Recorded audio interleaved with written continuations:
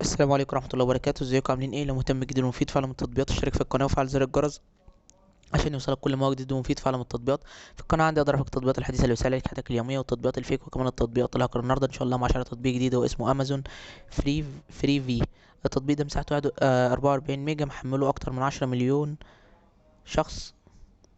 تقدر من خلال التطبيق ده ان انت تتفرج على افلام ومسلسلات باللغة بتاعتك، يعني افلام عربي، افلام انجليزي، افلام هندي، افلام صيني، افلام جديدة، افلام قديمة، مسلسلات اللي انت بتحبها، المسلسلات التركي، المسلسلات المدبلجة، المسلسلات الهندي، البرامج التلفزيونية، المطوشة بتاعة الكورة. لو حتى ماتش بس مباشر يعني شغال دلوقتي بتقدر انت تتفرج عليه من خلال التطبيق.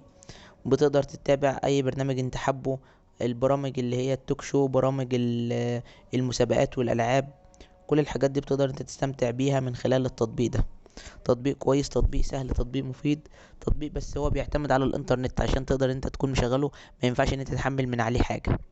يعني في ناس مثلا بتبقى عايزة تشوف مسلسل مثلا، فتقول لك انا هشغل مسلسل او احمل مسلسل وبعد كده اقعد اتفرج عليه. لا، هو انت بتتفرج على حاجة مباشر. طول ما انت عندك الانترنت لازم طول ما انت لازم يكون عندك انترنت عشان تقدر انت تشغل التطبيق وتقدر تستمتع بالمميزات بتاعته.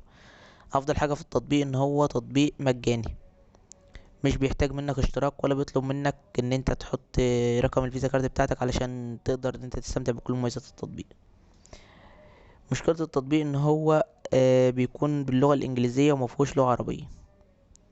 بالاضافة للمشكلة التانية اللي انا قلت عليها اللي هي بتكون محتاج انترنت على طول، متقدرش ان انت تتحمل من عليه حاجة.